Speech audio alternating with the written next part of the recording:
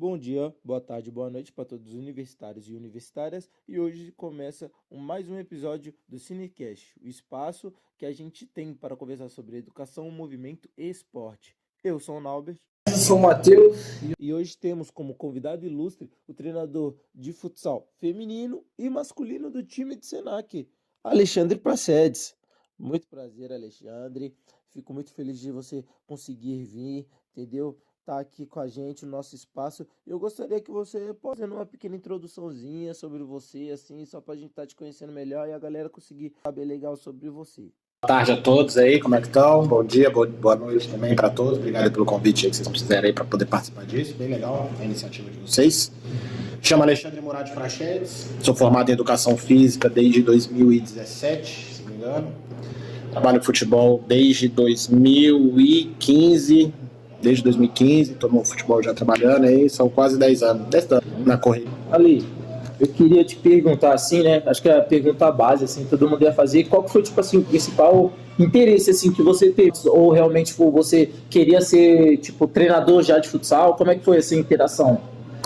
Cara, depois que eu formei no colégio, eu não sabia o que fazer, né? Tinha ideia, eu acho que a maioria das pessoas aí, né, quando sai do colégio, fica nessa dúvida, né, o que fazer quando tornar adulto, né, vida profissional, né, que é aquele futuro que você pensa, tem que achar alguma coisa pra vida toda. Inicialmente, quando eu saí do colégio, eu tinha vontade de fazer educação física ou biologia, mas no final de tudo, aquele pensamento, né, jovem, 18, 19 anos, isso aí, vida de professor, não vai pagar muito, que não sei o quê. E aí fiz administração, não curti. Fiz um semestre de administração, depois eu fiz um semestre de turismo, também não gostei. Caramba. E depois eu fiz 4 semestres de publicidade e propaganda. Nesse meio tempo, quando eu fui fazendo essas faculdades, eu sempre tive a vontade ainda de tentar me tornar jogador de futebol profissional. Eu já estava adulto, né, velho, mas naquela ilusão de que ainda dava para chegar. Então uma vez na faculdade, no bar, tomando uma com os amigos e tal, a gente falando de futebol, aí seleção brasileira, tudo mais, quem que tem que ser treinador, e na época eu achava que tinha que ser o Muricy Ramalho. E eu comentei, pra mim tem que ser o Muricy. Aí esse amigo virou pra mim e falou assim, meu pai jogava com o Muricy Ramalho. E eu pensei, cara, como assim jogava com o Muricy Ramalho? Que doideira, jogava assim pelado? Ele, não, cara, meu pai jogou com ele no São Paulo. E eu, peraí, seu pai jogou com ele no São Paulo, então seu pai aí realmente foi um cara grande aí, né, na história do futebol, ele é tal. Meu pai hoje em dia é dono da Portuguesa Santista. Caramba, que isso, não, cara. Que contato é esse? Quero jogar bola. Acho que na época eu tinha 19 anos, 19 para 20, acho que era isso. E eu quero jogar, me apresente seu pai. E aí um dia ele foi e me levou no Society. Aqui na João Dias, não existe mais Society, não lembro o nome agora. Conheci ele, né? Conheci o Sérgio, que Deus o tenha aí, né? Um abraço aí também pro Lute aí, saudade aí, Lute. Bom tempo que eu não vejo ele. E aí conheci. Fui no Society lá, conheci ele, que era o dono, conheci o presidente, conheci o diretor de futebol, conheci Sidão, conheci Araújo, que na época jogava no Grêmio Prudente, né? Tinha vários profissionais jogando. Joguei algumas vezes lá com os caras. Aí os caras, vem jogar com a gente, Você é muito baixinho, você precisa ganhar força, você é muito magrinho e tal, mas futebol você tem. Aí vai aumentando aí seu físico. Aí eu fui treinando, correndo atrás sozinho. E aí, última vez que eu joguei com eles falaram, novembro, feriado de novembro, você passa lá uma semana com a gente, lá na Portuguesa Santista. Se der certo, se você estiver jogando aqui, se jogar lá, a gente tenta fazer aí uns 2, 3 meses de adaptação pra ver o que acontece, né? Eu fechado, bora, não sei o quê. Aí treinando firme. Aí uma semana antes de eu ir, eu pisei na bola e quebrei o pé. Aquela história, né? Machuquei meu joelho, não deu certo, mas realmente foi desse jeito. Mas só que naquela época eu me dei uma ideia, fiquei muito mal.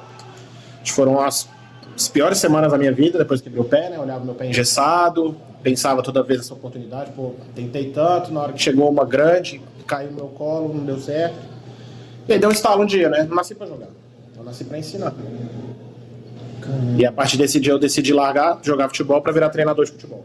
Aí eu tranquei a faculdade, deu problema pra caramba, né? Porque já tinha gastado a grana aí já, nas tretas aí pessoais. E aí fui pra educação física. Desde o primeiro semestre até o último, com isso na cabeça. Eu vou me tornar treinador de futebol. No meu segundo semestre eu já estava na FEAPUC, né, no time de campo lá, como auxiliar técnico. Não me contrataram, eu que cavei a vaga lá. Estavam precisando de um treinador, me indicaram, que um amigo meu jogava. E aí fui lá, pitei um amistoso deles. Eles vieram falar comigo, a gente que é um treinador formado, né, que precisa de CREF, né, participar dos campeonatos que a gente participa, o Albano sabe bem disso. E a gente precisa de um formado. Eu falei, cara, sem problema algum, não tenho problema com isso, quero saber se esse treinador que vocês vão trazer, se ele aceita um auxiliar técnico, né? Eu quero aprender. De campo ainda, né? Minha vida inteira foi futsal, tive pouquíssimas experiências no campo, bem poucas mesmo. E aí eles falaram, pô, Ale, a gente não sabe se vai dar certo, né? A gente não tem grana pra te contratar, universitário. Eu falei, cara, eu não quero dinheiro não, velho. Eu quero a experiência. Fala com o treinador se ele quiser um auxiliar técnico, porque eu tô aqui à disposição. Ele, pô, legal, bacana, vou falar com ele. E aí a gente desenvolve isso. E aí foi caminhando a minha vida aí. No futebol. Não, top demais. Uma coisa que eu observei, então, você disse que a sua base, assim, questão de futebol do sonho foi futsal. Foi. O futebol em si de society foi mais naquela época mesmo que você foi convidado pelo seu... Mas aí a ideia ali do Society era que eles jogavam brincando, né? O Santista era campo mesmo também. Ah, sim. Eu não joguei em campo porque eu tinha pouco acesso. Né? Pouco futsal é muito mais acesso, mais fácil, principalmente aqui em São Paulo, né? Nossa. Muita quadra, são menos campos que tem aqui também. Bastante parte também, então tipo, facilita, né? Não queria essa, porque foi de extrema propriedade sua querer falar que você não queria o dinheiro, especificamente você queria aprender, queria experiência, depois você tomou a decisão de ser um profissional na área de educação física. Mas qual que foi, tipo assim, a maior dificuldade aí nesse tempo, depois que de adaptação com esse novo treinador, tal, com um tempo que era naquela época também, que querendo ou não, já faz um tempo desde lá, você estava novo, ainda não tinha muita experiência, tal, como é que foi, assim, os maiores desafios, assim, que você teve que aprender com eles?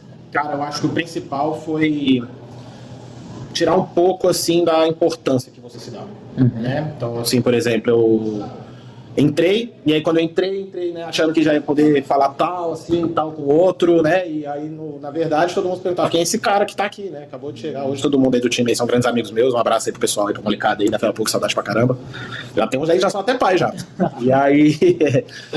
e aí eu lembro de escutar isso, né, de algum jogador vir falar, pô, os caras tá falando, quem que é esse aí, que esse cara acabou de chegar, os caras lá me chamavam de Mineirinho, né, que eu nasci em Belo Horizonte, né, não nasci aqui em São Paulo. Caramba, eu nasci em BH, eu moro aqui desde os meus 12 anos de idade. Né? Nossa, minha família é toda de lá, só eu que nasci, eu no caso foi o contrário, eu nasci aqui. O BH é bom demais, eu vou pra lá fim do ano agora, se Deus quiser. Também. E aí era essa dificuldade, né, de entender assim a cabeça, o que todo mundo entende, né, você quer colocar uma coisa, então, tipo assim, uma coisa é aquela teoria, né, você pensa numa coisa, vou fazer dessa forma, na hora que chega na parte prática ela é outra história, né, porque envolve pessoas, envolve pensamentos, envolve corpos, envolve educação, envolve genética, envolve um monte de coisa, tudo para englobar tudo num esporte chamado futebol.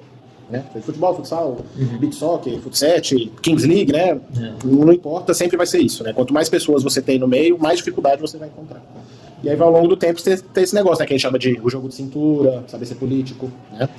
Saber o momento de falar, saber o momento de escutar, saber o momento de ficar quieto, sem dar opinião nenhuma, até blazer, né? Sem qualquer tipo de famoso poker face, né? Que ninguém vai identificar o que você tá sentindo ali na hora. E isso, pra mim, é a maior dificuldade que eu tenho. Eu sou muito expressivo, né? Caramba. Então, na época de faculdade, eu lembro que uma amiga minha apresentou um trabalho aí, o trabalho não tava muito bom, o professor deu umas carcadas e pra mim eu tava aqui, né? Escutando feedback aqui de boa. Na hora que eu sentei, minha amiga falou, velho, você esquece, você não consegue disfarçar aí, não. Pra ver que você tava numa raiva gigante. Eu vou sair daqui correndo.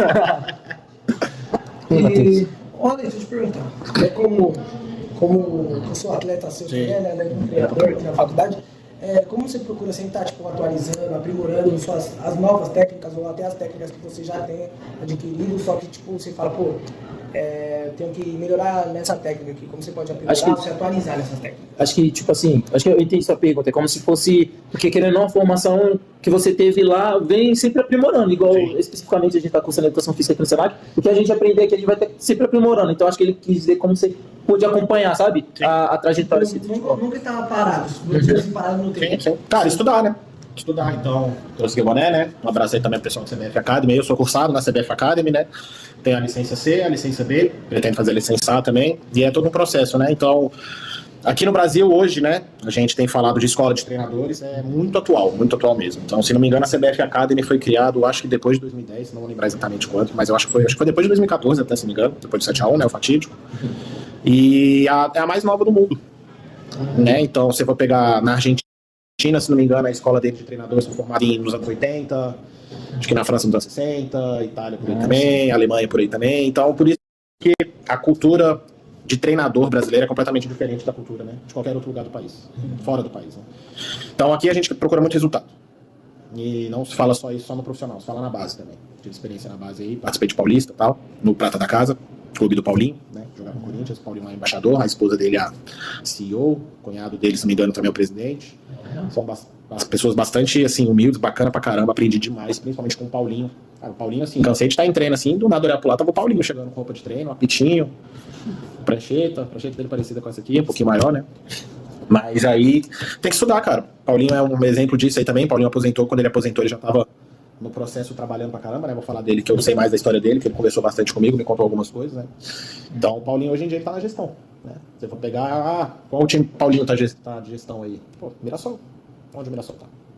Vai ter trabalho que tá fazendo. E tudo isso é dedicado a estudo, cara. E se for Tem ver também, jeito. tem um monte de gente falando do Mirassol, falando que o Mirassol, tipo, pô, Fora comparando estrutura. até com o FIFA, pô, falando quem tá jogando modo carreira com o Mirassol. Tipo Porque se isso. você for ver, No papel não tem grandes estrelas, né? Não, A maior estrela é o Reinaldo. E o Reinaldo tá voando, cara. Acho que a melhor fase dele, jogando tricolor, jogando no Grêmio, né? Nos dois tricolores, né? Ele tá voando, cara. É impressionante ver o trabalho do Mirassol. Assim, a estrutura em si também que eles têm lá, eu não cheguei a ir lá pessoalmente, né? Mas já vi fotos, vídeos, essas coisas. É uma estrutura, assim, de realmente clube de Série A, assim, do topo, campeão de tudo. Pode até virar ali perto da Europa já a estrutura que eles estão criando. Tem um clube desse aí também que já vai chegar aí despontando aí, que eu boto muita fé, que é lá do Nordeste, que é o Retrô, né? Retrô FC. A licença C da CBF eu fiz lá, eu fiquei hospedado lá no Retrô. Acho que eu fiquei lá 8 dias, conheci o Fernandinho, fui jogando no São Paulo, ele tava lá, né? Rômulo, o Jean, era o Jean, que jogou no Palmeiras e Fluminense também, tava lá também jogando nessa época. E a estrutura de lá também é outro mundo. Tinha treinadores que estavam lá comigo, eu lembro de um Raoni, grande amigo meu também, um abraço aí pra ele.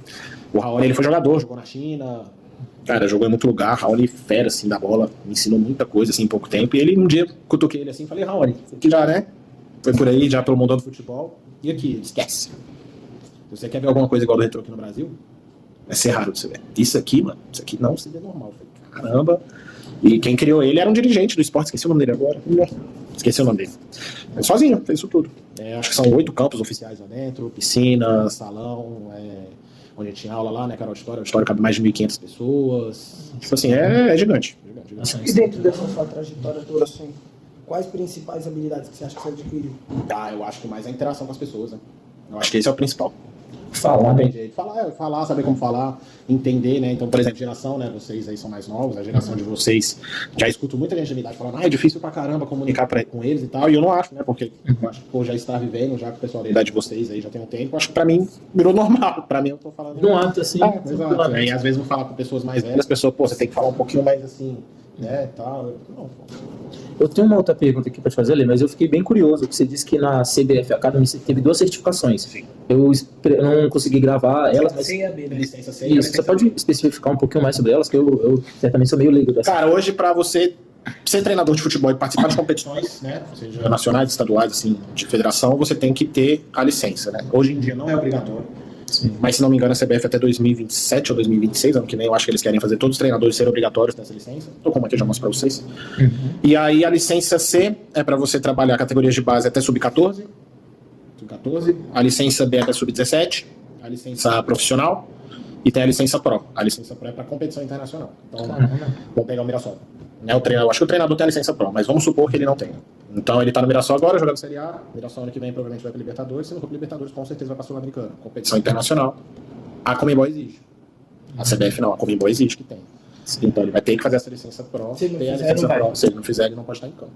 E, aproveitando, você tinha falado que, tipo assim, tem um costume também, né, de, como você já se acostumou, no caso, já é apto, assim, você não tem dificuldade de conversar, assim, até porque você tem bastantes atletas e tal. O time daqui do Senac que você dirige, não só o feminino quanto o masculino, e eu queria saber, assim, como que você faz para lidar, assim, com os problemas dos atletas, sabe? Vai muito de pessoa para pessoa, cara. Tem pessoas que querem só falar o problema, não querem escutar ou uma opinião, ou talvez uma solução, só querem desabafar. Tem pessoas que querem escutar o seu lado, tem pessoas que não querem falar nada, espera se adivinhar, é muito de pessoa para pessoa. Eu sou um cara que eu sempre tento ajudar, né? O Albano aí tá comigo tem pouco tempo, chegou agora aí no início do semestre, mas eu acho que ele já entendeu isso também, que eu cobro, mas eu gosto muito de pôr embaixo da asa, né? Não sei se ele já escutou falando isso, mas o resto do time que já tá comigo já escutou, eu considero meus filhos, né? Se não são meus filhos, são meus irmãozinhos mais novos. Sim, sim. Então, tendo essa mentalidade junto com a de professor, eu tenho que educar. É minha função educar, é minha função ajudar, da minha área, né? Seja usando esporte prático, teórico, né? Porque às vezes ele vem tirar dúvida comigo também, às vezes de educação física, né? E aí é muito da outra pessoa, se a pessoa quer mesmo ou não, eu sempre sou aberto, né? Quer falar comigo, vem, se eu puder te ajudar, ajudo, seja falando, seja fazendo alguma coisa, né? Então, É muito de pessoa para pessoa. É importante, né, essa interação assim, que vocês têm, tipo, como treinador e atleta, e também como um cursante e um formado de educação física, facilita bastante, tá? E puxando isso também, eu ia fazer outra pergunta, assim, referente ao seu meio acadêmico, assim, né? Com base no que, tipo, tudo que você aprendeu, tudo que você sabe, assim, de questão de educação física, assim, eu queria saber qual que é o nível, assim, de importância do esporte, assim, para as pessoas. Você acha que, tipo assim, é para todo mundo, se é para um meio específico, se, tipo assim, serve para diferentes tipos de vida? Fica à vontade, cara. Cara, o esporte pra mim é vida, né? Eu vou sair um pouco do futebol agora, eu vou falar de outra área. Eu tenho 3, né, que eu gosto de trabalhar. Futebol, que é a principal, a segunda, que é a natação, e a terceira, que é a academia, musculação mesmo. Atividade física é diferente de exercício físico. Exercício físico se encaixa na academia, criar músculo. Então, pegando aqui bem didático, assim, para fácil entendimento, nós seres humanos, a gente não é a carcaça, né? A gente não é isso aqui, a gente é o cérebro. Sim. E o cérebro, que ele está no sistema nervoso central, junto com todo o esqueleto tomando conta dele, né? Então, a gente é o cérebro com o sistema nervoso central, o esqueleto é a primeira armadura, a segunda armadura são os músculos, a terceira é a pele. Sem o músculo, o esqueleto não funciona. Se o esqueleto não funciona, o seu cérebro não funciona. Certo. Então, sem atividade, sem exercício físico, sem massa magra, né, musculatura, sua vida uma hora vai acontecer, né? E aí eu vou pra natação, falando disso, cara, porque natação é realmente o que eu vivi a minha vida inteira, né? A parte acadêmica, né, que você perguntou. Eu não sou o único formado em educação física da minha família, né? Então, minha avó é professora, minha tia é professora, meu tio é professor, eu sou professor. Nossa, já viu um histórico, uma linhagem já. É o mesmo lado da família, né? Então é a mãe que tem os filhos e o neto que são professores. Nossa, somos nós, assim. E quando eu nasci, a minha avó ela tinha feito uma academia lá em Belo Horizonte, com meu avô. Chamava Krau. Hoje em dia ela não existe mais, né? Ela quebrou, a gente vendeu ela. E desde os meus 6 meses de idade até eu me mudar para São Paulo, era todo dia dentro da água. Todo dia. Então eu aprendi a nadar primeiro do que a andar, provavelmente. Caramba. Então a água pra mim é minha melhor amiga, né? Então já passei vários perrecos aí no mar aí, porque eu tô nem aí, vou de peito na onda, ixi, já perdi as contas quantas vezes, já quase morri já embaixo da água. A água não é brincadeira, tá? A água não é brincadeira. Vai achando que vocês não é nada a ver, porque viu um vídeo. Hoje em dia eu não brinco mais não, tô velho já. Hoje em dia eu não brincava. Eu mesmo não brinquei quando era antes, agora muito menos ainda. E cara, falando da natação eu já vi milagre já. Milagre assim, maluco. Na faculdade, eu tinha aula de natação, né? Minha aula de natação era com Alberto Clar e o William Uruzzi. Não sei se vocês conhecem aí, vocês são do mundo da educação física, procurem depois saber quem são esses dois. São os principais aí da natação. Eles que colocaram Gustavo Borges na piscina, eles que descobriram Gustavo Borges. O William foi o cara que revolucionou o ensino para bebê, né? Dentro da água. Então, na minha época, quando a gente nadava, a aula, né? O professor pegava o bebê aqui, né? Pela axila e tal, e mergulhava junto com o bebê e subia, né? Para o bebê não se assustar. O William descobriu que hoje em dia não é necessário. Né? Você segura o bebê aqui pela nuca, você mergulha aqui na água, faz esse caminho aqui, na hora você volta para sua frente. Aí a criança entende. Né? E o William entendeu isso com crianças recém-nascidas, né? Muito novinhas, que é a idade ideal para começar. O nosso músculo da epiglóte, né? Que é a gente trava, né? Quando a gente faz a apneia, ele ainda é involuntário quando você tem essa idade. Então você não controla. Né, porque automaticamente no cérebro do recém-nascido, quando você coloca ele dentro de uma água, o cérebro dele ele considera que ele está meio que dentro da barriga da mãe. Então automaticamente ele trava o epiglote. Entendeu? Então ele não se afoga quando você mergulha ele. Então você não precisa descer junto para ele ficar. Não se assustar. Não, você só mergulhar, porque na hora que você mergulhar ele já vai ter esse automático já, porque dentro da barriga da mãe ele trava, ele não respira água e aí você sobe com ele. Aí ao longo do tempo você vai ensinando ele a travar dessa forma naturalmente, sem o cérebro fazer automático. Porque ao longo do tempo você perde isso e ele se torna um músculo voluntário. E aí é dessa forma, né? Então o William descobriu isso, eles colocaram. Tem uns aninhos já, acho, já que ele fez isso. Então eu tive aula com os dois, porra. Era demais a aula com eles. Pô, os melhores professores, eu acho que eu tive na época da faculdade, assim, eu passava mal de rir com os dois, me ajudavam pra caramba. Um abraço aí pros dois também, vocês viram isso aí. Que me ensinavam muito na água. Também. E aí teve um dia, acho que era o último semestre de natação, tive 4 semestres de natação. No último semestre ele trouxe um aluno dele, Sérgio, eu não vou lembrar o sobrenome dele agora. O Sérgio, ele é filho de um casal, primos fugidos da Polônia, da Segunda Guerra Mundial. Era ele, mas acho que 6 irmãos, irmãs, não lembro quantos. A maioria, né, com problema genético aí, né, tem essa questão, né, quando você casa primo com primo de primeiro grau, pode rolar essa quebra genética, né, e você nascer com algum tipo de condição. O Sérgio era, se não me engano, tetraplégico, não lembro, malformações, alguma coisa assim. Ele literalmente era numa cadeira de rodas, né, mal se mexia. E ele apresentou ele, já foi até no Jô Soares, cara, já. Ele é famoso.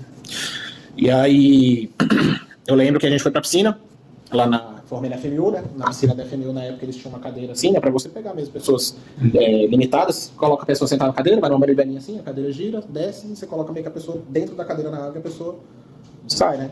O Sérgio, ele pulou, cara. Literalmente, o Alberto falou, joga ele aí. E a gente, como assim? Como assim? Joga ele aí. Nossa, caramba. Empurramos ele caiu na água e saiu nadando, cara.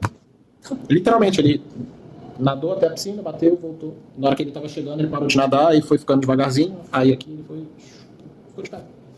Caramba. Eu vi uma pessoa tetraplégica ficando de pé dentro da água. E andando um pouquinho. Isso pra mim foi tipo, caralho, eu nunca imaginei ver algo do tipo assim. Caramba, eu também nunca imaginei isso. Então, eu arrepio, né, de lembrar de ter visto isso. E aí foi Nossa, uma aula não, super é. legal, né? Que aí a gente entrou na piscina e o professor falou, vocês vão fazer um alongamento, que se algum dia vocês tiverem um aluno paraplégico ou algum tipo de condição, né? Que a perna fica, né? Atrofiado o músculo aí. Sim. Ele deitado aqui, vai, Sérgio, deita e relaxa. Relaxava assim, flutuava na água, né? Aí eu lembro de ir no meio da perna dele aqui entrar, né? A perna dele bem aqui juntinho. Aí entrava aqui, aí com o braço aqui ia bem devagarzinho pra ir alongando a perna dele, né? Pra ir soltando a musculatura bem travado mesmo, bem travado. Tipo, fazer esse movimento com a perna. Todo mundo consegue fazer naturalmente, né? Certo. O dele era até aqui, assim. Aí ia forçando, e você não pode forçar mais, porque ele não sente. Se você forçar mais, você vai quebrar o cara. E o medo. Não tem músculo, é só osso. Eu lembro de estar na água suando frio, assim. E o Alberto, vamos! Desafio. Aí foi criança, foi a primeira que eu vi na água, né? Depois de velho, tive também estagiário na Bodytech. Trabalhei na natação lá, vi pessoas chegando atropelada, perna destruída. Eu quero fazer deep running, que era a modalidade que eu trabalhava lá. Um beijo, Roberta Rosas. Essa aí também é fenômeno, procurei depois. Ela era do Refis do São Paulo. Essa mulher é sinistra, me ensinou muita coisa. E nesse dia essa mulher chegou, a perna destruída. Eu falei, meu Deus, será que essa mulher voltar a andar? Roberto, como é que vai ser? Ela ia ali, preocupando que 3 meses essa mulher tá andando aqui. Tinha feito, velho. Caramba. De laceração na perna, tinha sido atropelada, se não me engano. Dilacerou, destruiu o osso. 25 pinos na canela. A mulher chegou, eu olhei pro pé dela e falei, meu Deus, mano.